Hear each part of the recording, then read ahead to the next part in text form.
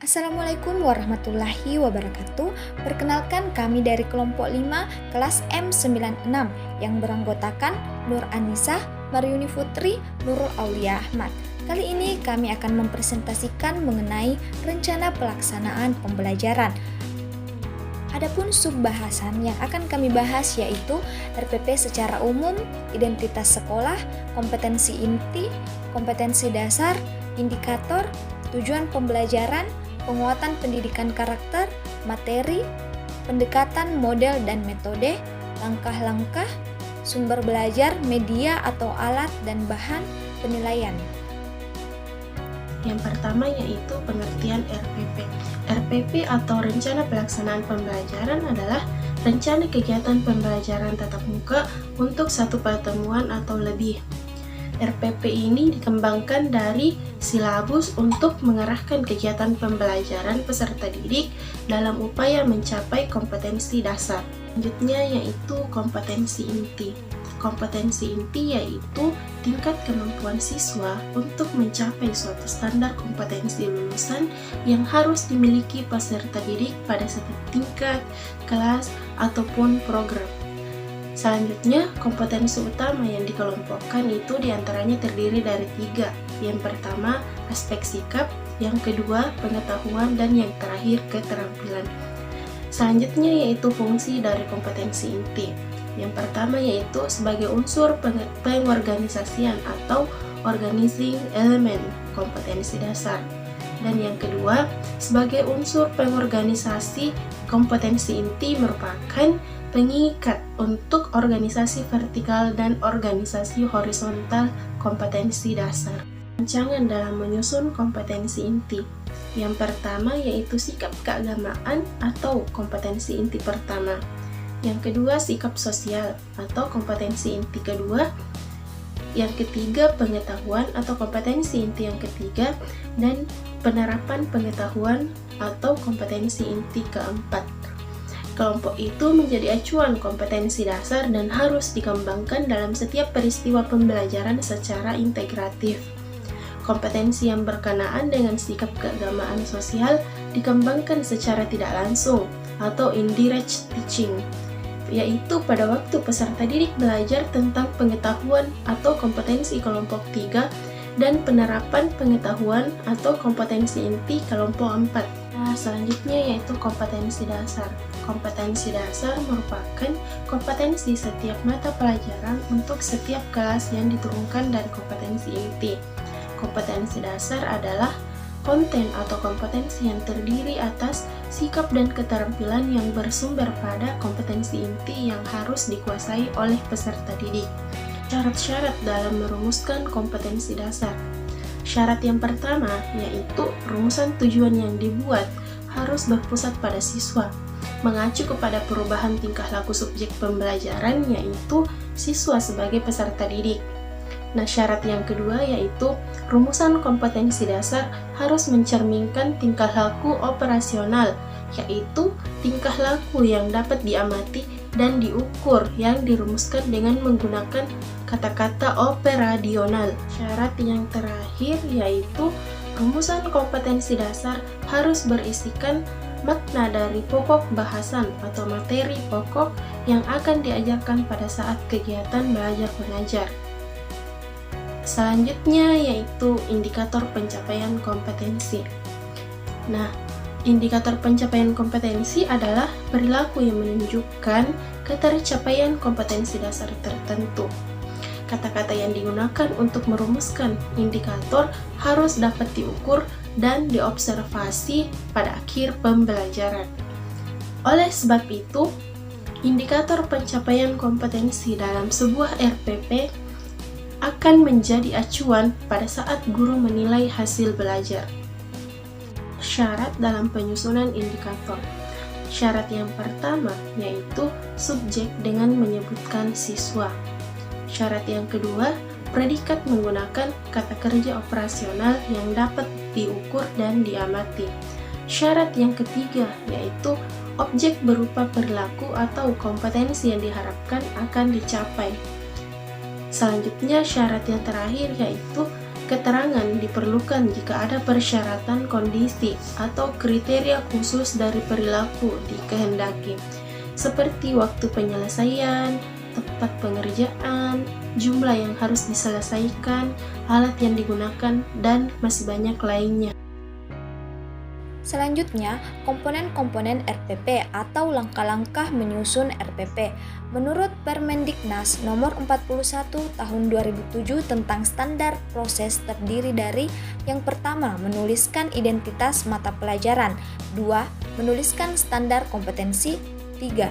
Menuliskan kompetensi dasar, 4. Menuliskan indikator pencapaian, 5. Menuliskan tujuan pembelajaran, 6. Menuliskan materi pelajaran, 7. Menuliskan alokasi waktu, 8. Menuliskan metode pembelajaran, 9. Penilaian hasil belajar, 10. Menentukan media atau alat atau bahan atau sumber belajar, ke-11. Merumuskan kegiatan pembelajaran. Baik, selanjutnya beralih ke identitas sekolah. Adapun identitas sekolah yang kami ambil pada RPP kami kali ini yaitu Sekolah SDN Rapocini, kelas 4 semester 2 atau genap, tema 9 Kekayaan Negeriku, subtema 1 Kekayaan Sumber Energi di Indonesia, pembelajaran ke-1 dengan muatan IPA dan IPS, alokasi waktu 2 kali 35 menit. Selanjutnya, kompetensi inti. Adapun kompetensi inti mengacu pada buku yang telah ada. Yang pertama yaitu menerima, menjalankan, dan menghargai ajaran agama yang dianutnya. 2. Menunjukkan perilaku jujur, disiplin, tanggung jawab, santun, peduli, dan percaya diri dalam berinteraksi dengan keluarga, teman, guru, dan tetangganya, serta cinta tanah air. Yang ketiga, memahami pengetahuan faktual dengan cara mengamati dan mencoba menanya berdasarkan rasa ingin tahu tentang dirinya, makhluk ciptaan Tuhan dan kegiatannya, dan benda-benda yang dijumpainya di rumah, di sekolah, dan tempat bermain. Keempat, menyajikan pengetahuan faktual dalam bahasa yang jelas, sistematis, dan logis, dan kritis dalam karya yang estetis, dalam gerakan yang mencerminkan anak sehat, dan dalam tindakan yang mencerminkan perilaku anak beriman dan berakhlak mulia. Beralih kepada kompetensi dasar. Kompetensi dasar mengacu pada silabus yang ada. Yang pertama 3.5, mengidentifikasi berbagai sumber energi, perubahan bentuk energi, dan sumber energi alternatif, angin, air, matahari, panas bumi, bahan bakar organik, dan nuklir dalam kehidupan sehari-hari, berkembang pada indikator pencapaian kompetensi. 3.5.1, mengidentifikasi sumber energi, perubahan bentuk energi, dan sumber energi alternatif, angin, air, matahari, panas bumi, bahan bakar organik, dan nuklir dalam kehidupan sehari-hari dengan benar, dengan level kognitif C1 karena mengidentifikasi. Selanjutnya 3.5.2, menjelaskan sumber energi, perubahan bentuk energi, dan sumber energi alternatif, angin, air, matahari, panas bumi, bahan organik, dan nuklir dalam kehidupan sehari-hari dengan benar, dengan level kognitif C2 karena menjelaskan.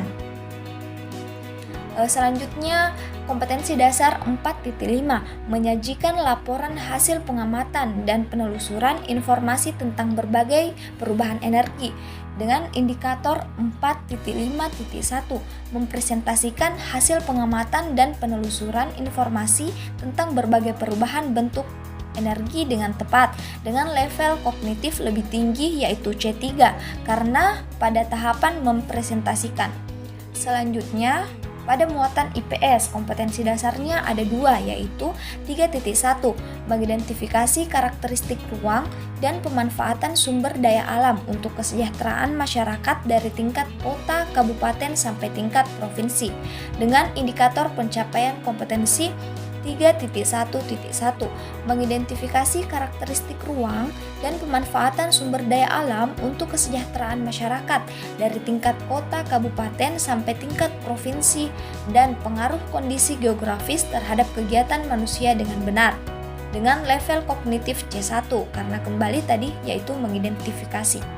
Selanjutnya Indikator 3.1.2 menjelaskan karakteristik ruang dan pemanfaatan sumber daya alam untuk kesejahteraan masyarakat dari tingkat kota kabupaten sampai tingkat provinsi dengan benar dengan level kognitif C2 karena menjelaskan.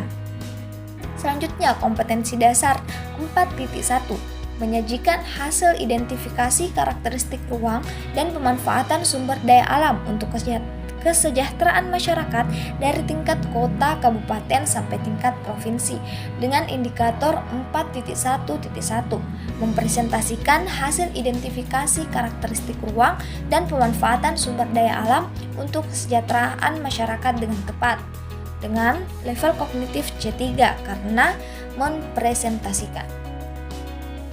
Selanjutnya, tujuan pembelajaran. Di sini ada beberapa tujuan pembelajaran. Tujuan pembelajaran disesuaikan dengan jumlah indikator. Di sini yang pertama, dengan membaca buku secara seksama, peserta didik mampu mengidentifikasi sumber energi, perubahan bentuk energi, dan sumber energi alternatif yaitu angin, air, matahari, panas bumi, bahan bakar organik, dan nuklir dalam kehidupan sehari-hari dengan benar. Yang kedua, dengan mengamati video pembelajaran tentang energi, peserta didik mampu menjelaskan sumber energi, perubahan bentuk energi, dan sumber energi alternatif, angin, air, matahari, panas bumi, bahan bakar organik, dan nuklir dalam kehidupan sehari-hari dengan benar. Yang ketiga, dengan berdiskusi, peserta didik mampu mempresentasikan hasil pengamatan dan penelusuran informasi tentang berbagai perubahan bentuk energi dengan tepat. Yang keempat, dengan membaca buku, peserta didik mampu mengidentifikasi karakteristik ruang dan pemanfaatan sumber daya alam untuk kesejahteraan masyarakat dari tingkat kota atau kabupaten sampai tingkat provinsi dan pengaruh kondisi geografis terhadap kegiatan manusia dengan benar. Yang kelima, dengan membaca, peserta didik mampu menjelaskan karakteristik ruang dan pemanfaatan sumber daya alam untuk kesejahteraan masyarakat dari tingkat kota atau kabupaten sampai tingkat provinsi dengan benar. Yang keenam, dengan berdiskusi, peserta didik mampu mempresentasikan hasil identifikasi karakteristik ruang dan pemanfaatan sumber daya alam untuk kesejahteraan masyarakat dengan tepat. Selanjutnya, penguatan pendidikan karakter dan materi. Untuk penguatan pendidikan karakter di sini menekankan sikap jujur, disiplin, tanggung jawab, santun, peduli, dan percaya diri. Kemudian untuk materinya, di mata pembelajaran IPA membahas mengenai sumber energi dan mata pembelajaran IPS membahas tentang sumber daya alam. Selanjutnya, pendekatan, model, dan metode. Nah, di sini menggunakan pendekatan pembelajaran saintifik. Pendekatan pembelajaran saintifik adalah proses pembelajaran yang mengantarkan peserta didik pada pengalaman belajar berbasis sains atau keilmuan.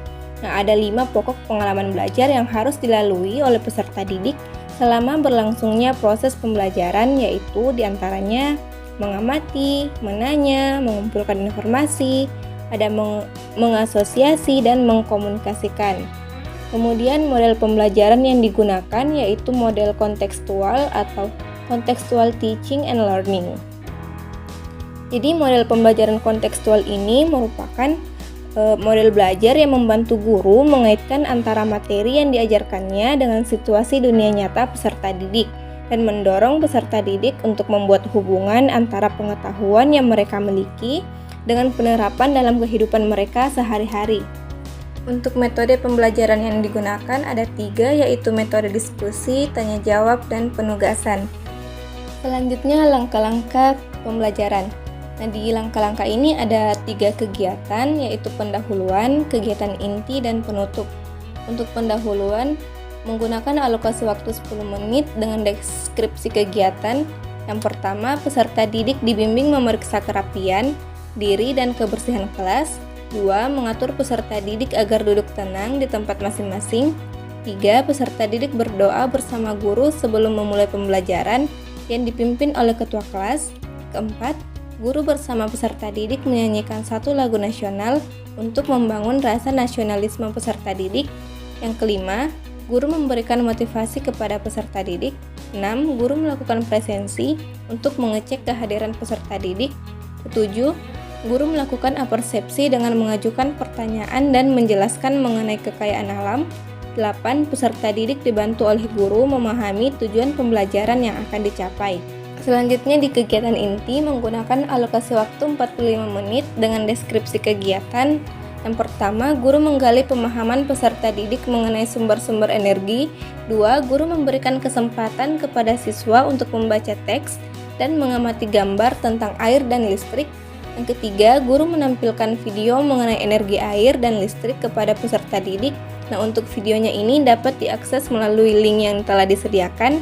Kemudian yang keempat, guru membentuk peserta didik menjadi beberapa kelompok. Guru memberikan kesempatan kepada peserta didik untuk berdiskusi tentang energi air dan listrik dalam kelompok masing-masing. Yang keenam, peserta didik diberi tugas kelompok pada LKPD mengamati dan menelusuri informasi tentang berbagai perubahan bentuk energi dengan tepat. Nah, untuk format LKPD-nya dapat dilihat di sini.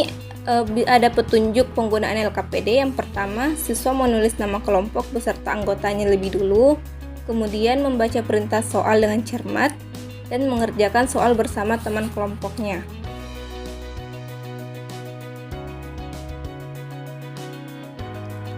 Untuk kegiatan inti selanjutnya, di mata pembelajaran IPS, deskripsi kegiatan yang dilakukan yang pertama, guru memerintahkan peserta didik mengamati video lingkungan, dan videonya dapat diakses melalui link yang telah disediakan. Kedua, guru membentuk peserta didik menjadi beberapa kelompok. Ketiga, peserta didik diberi tugas kelompok mengidentifikasi pengaruh kondisi geografis terhadap kegiatan manusia. Nah, tugasnya ini diberikan dalam bentuk LKPD. LKPD-nya memiliki format seperti berikut ini. Untuk petunjuk penggunaan LKPD, yang pertama, siswa menulis nama kelompok beserta anggotanya lebih dulu, kemudian membaca perintah soal dengan cermat, kemudian mengerjakan soal bersama dengan teman kelompoknya.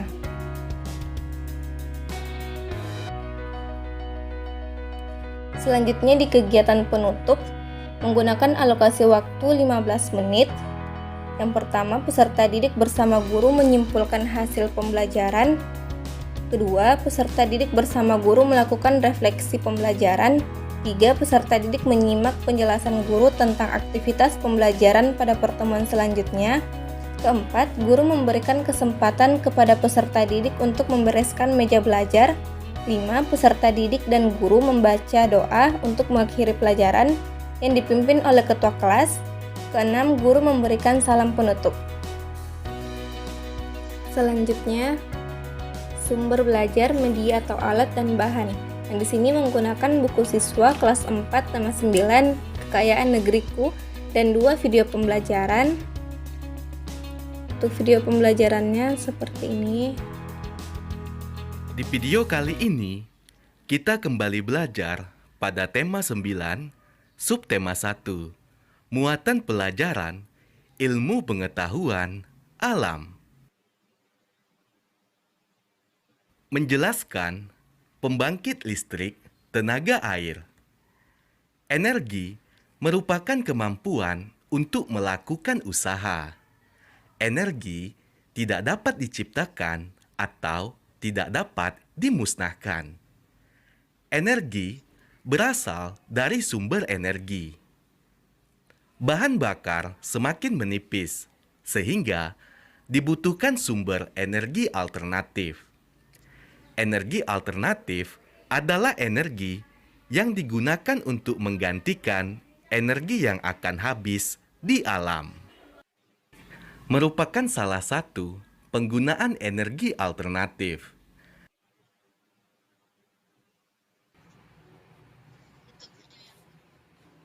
Untuk video yang kedua, Kali ini kita akan mengenal tentang apa itu sumber daya alam. Sumber daya alam memiliki banyak manfaat. Namun, sumber daya alam tersebut harus kita manfaatkan sesuai dengan kebutuhan dan memperhatikan kelestarian alamnya. Perhatikan peta pikiran berikut yuk. Jenis-jenis sumber daya alam.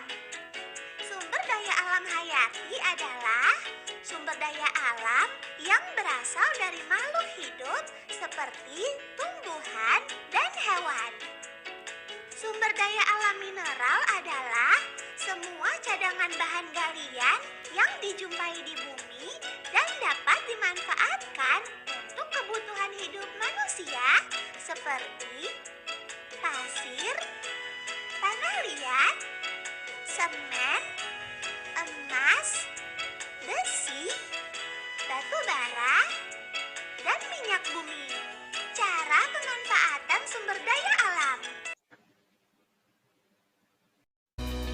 Selanjutnya penilaian. Pada penilaian ada 3 hal yang dinilai, yaitu penilaian sikap, penilaian pengetahuan, dan penilaian keterampilan. Pada penilaian sikap ada penilaian sikap jujur, disiplin, tanggung jawab, santun, peduli, dan percaya diri. Sedangkan pada penilaian pengetahuan, jenis tes yang dilakukan adalah tes tertulis dengan diskusi atau kerja kelompok. Terus pada penilaian keterampilan ada penilaian secara langsung saat peserta didik melakukan presentasi kelompok. Untuk penjelasan lebih detailnya yaitu pada penilaian sikap ada penilaian sikap jujur, disiplin, tanggung jawab, santun, peduli, dan percaya diri. Di sini guru akan melihat secara langsung apakah sikap-sikap tersebut telah terlihat pada diri peserta didik. Apakah baru mulai terlihat, mulai berkembang, atau telah membudaya. Selanjutnya pada penilaian pengetahuan pada muatan IPA 3.5.1 mengidentifikasi sumber energi, perubahan bentuk energi, dan sumber energi alternatif, angin, air, matahari, panas bumi, bahan bakar organik, dan nuklir dalam kehidupan sehari-hari dengan benar. Teknik penilaiannya itu tertulis, bentuk instrumennya tugas laporan kelompok atau LKPD kelompok. 3.5.2 menjelaskan sumber energi, perubahan bentuk energi, dan perubahan energi alternatif, angin, air, matahari, panas bumi, bahan bakar organik, dan nuklir dalam kehidupan sehari-hari dengan benar. Teknik penilaiannya juga secara tertulis dalam bentuk instrumen kerja kelompok. Selanjutnya 4.5.2 mempresentasikan hasil pengamatan dan penelusuran informasi tentang berbagai perubahan bentuk energi dengan benar. Teknik penilaiannya secara lisan atau secara langsung. Bentuk instrumennya itu saat peserta didik melakukan presentasi di dalam kelas. Sedangkan pada muatan IPS, indikatornya 3.1.1 mengidentifikasi karakteristik ruang dan pemanfaatan sumber daya alam untuk kesejahteraan masyarakat dari tingkat kota kabupaten sampai tingkat provinsi dan pengaruh kondisi geografis terhadap kegiatan manusia dengan benar. Teknik penilaiannya secara tertulis, bentuk instrumennya tugas laporan kelompok pada LKPD tadi. 3.1.2 menjelaskan karakteristik ruang dan pemanfaatan sumber daya alam untuk kesejahteraan masyarakat dari tingkat kota kabupaten sampai tingkat provinsi dengan benar. Teknik penilaiannya juga secara tertulis dalam bentuk instrumen kerja kelompok. 4.1.1 mempresentasikan hasil identifikasi karakteristik ruang dan pemanfaatan sumber daya alam untuk kesejahteraan masyarakat dengan tepat. Teknik penilaiannya secara lisan saat peserta didik melakukan presentasi di depan kelas. Selanjutnya pada penilaian keterampilan. Di sini guru akan mengamati apakah siswa dapat menjelaskan tentang kegunaan sumber energi air dan listrik secara tepat, dan apakah siswa dapat menyajikan hasil pengamatan tentang sumber energi air dan listrik dengan tepat. Selanjutnya pada muatan IPS, guru akan menilai apakah siswa dapat membedakan lingkungan alam dan buatan, apakah siswa dapat menunjukkan laporan atau menyajikan laporan hasil pengamatan hubungan antara manusia dengan lingkungan dengan tepat. Selanjutnya pembelajaran remedial dan pengayaan pembelajaran.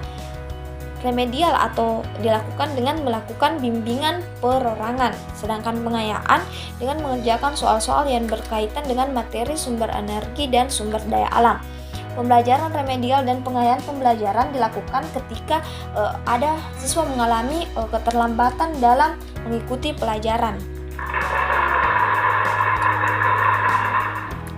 Baik, mungkin itu saja yang sempat disampaikan kelompok kami pada video pembelajaran kali ini. Terima kasih. Wassalamualaikum warahmatullahi wabarakatuh.